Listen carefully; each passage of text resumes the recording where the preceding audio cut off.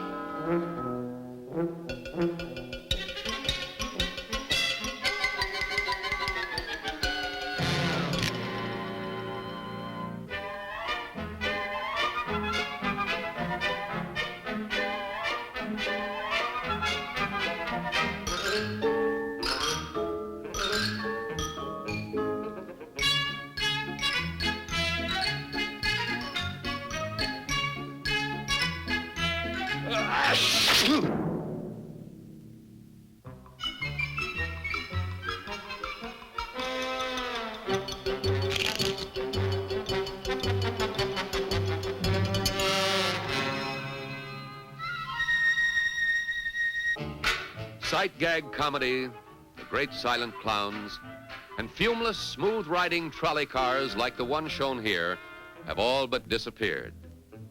Progress doesn't always mean that things get better.